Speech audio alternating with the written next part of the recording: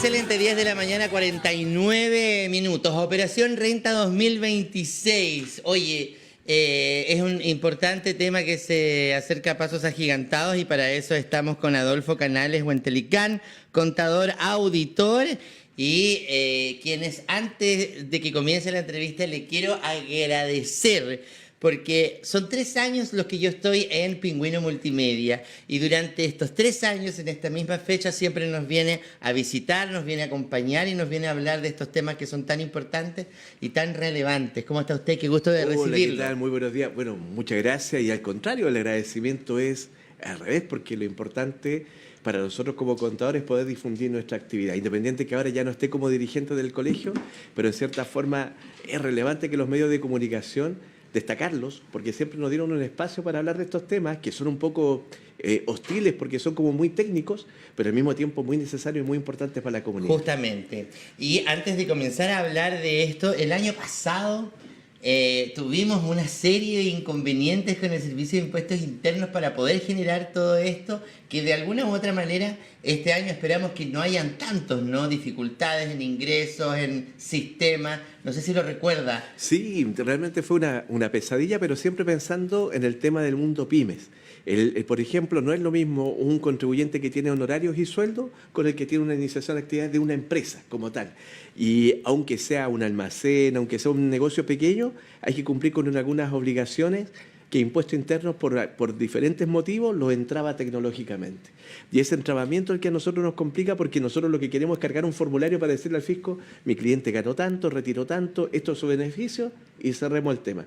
Pero él el servicio empezó con unos validadores internos y esos validadores en su momento no nos dejaba declarar.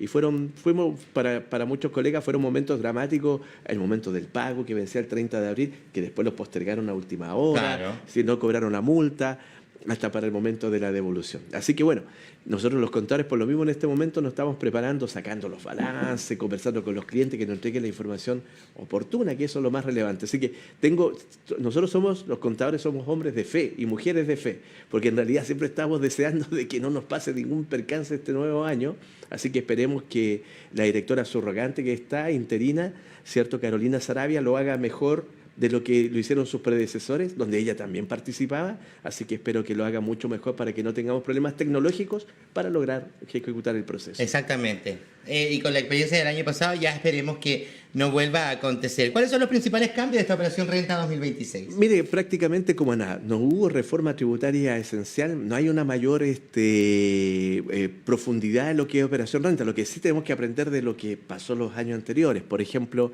ahora ya la gente que arrienda bienes inmuebles sabe que tiene que declarar esos arrendamientos, porque el Servicio de Impuestos Internos sabe cuántas propiedades tiene. De hecho, todavía no han salido fiscalizaciones en base a las propiedades que tenían las personas el año pasado. Me explico.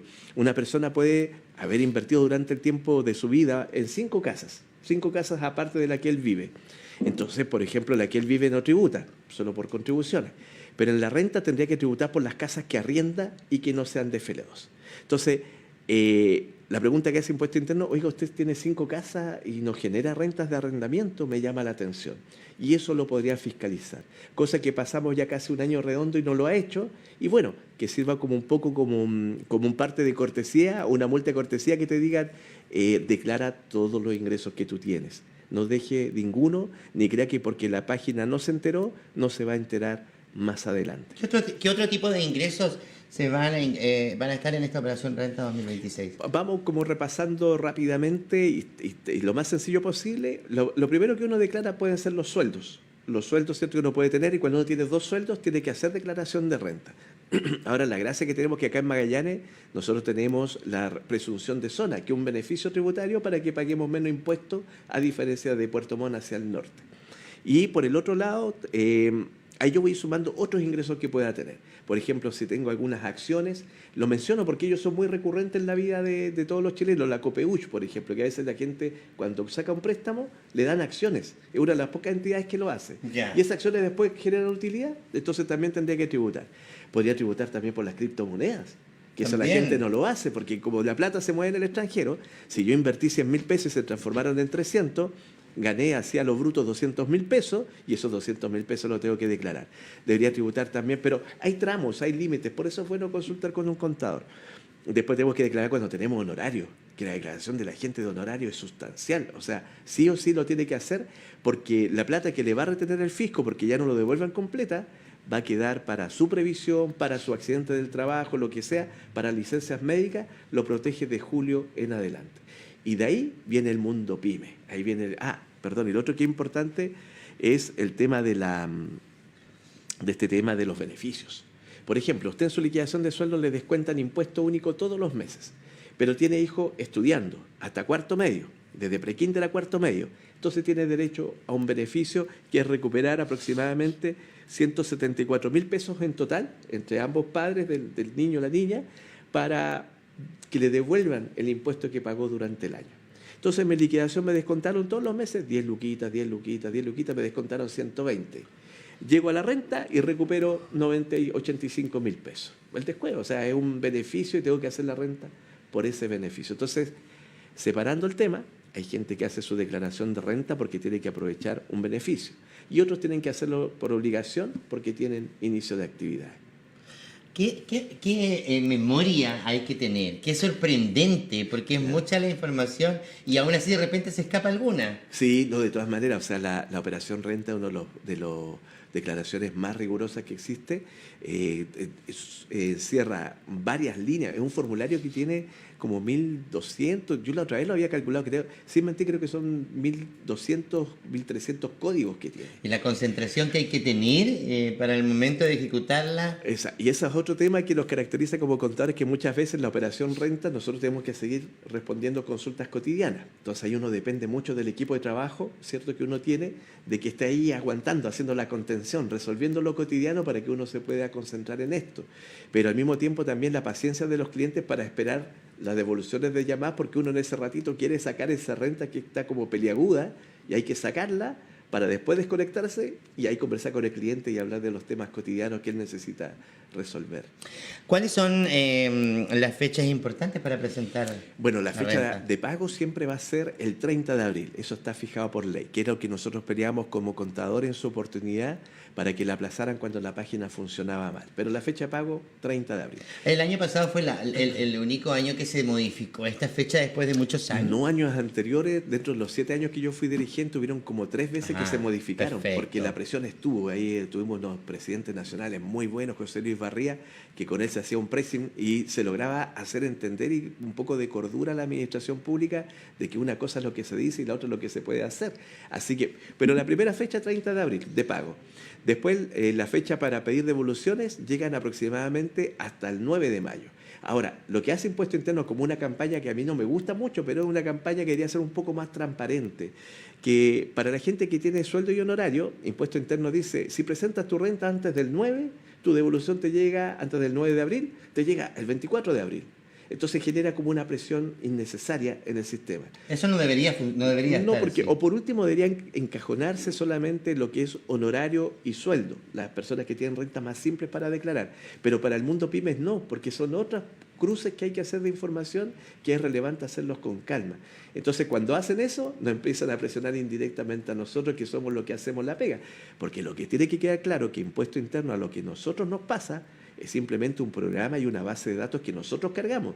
O sea, Impuesto Interno, algunas cosas la obtiene de la Inspección del Trabajo, del conservador, pero el grueso, el 90% de información lo obtiene desde los contadores de pyme, de los contadores de las grandes empresas. Entonces, ellos en vez de apoyarnos, nos colocan más fricción, más presión. A veces parece como un poquito una guerra de desgaste, pero nosotros tenemos que sacarlo porque son nuestros clientes. O sea, ellos confiaron en nosotros y tenemos que sacar su declaración de renta.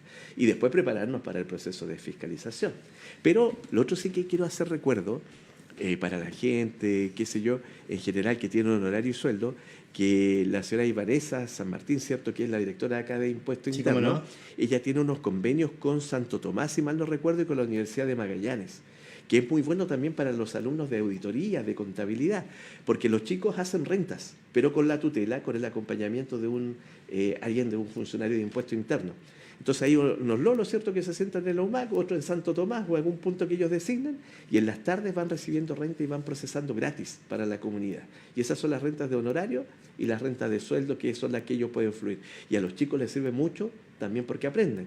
Claro Y al sí. impuesto interno porque hace un aporte a la comunidad de las personas que sus rentas son mucho más sensibles. Muchas personas que tengan dudas tienen que ir directamente al servicio de impuestos internos, ¿no? ¿Es lo más conveniente o hay un lugar específico? No, mire, derechamente cuando son dudas siempre van al servicio y muchas veces los colegas le dicen, no, aquí tienes que ver un contador y lo derivan. Perfecto. Si es del mundo pyme, yo siempre le aconsejo un contador. Ahora lo que hay que tener cuidado con lo siguiente.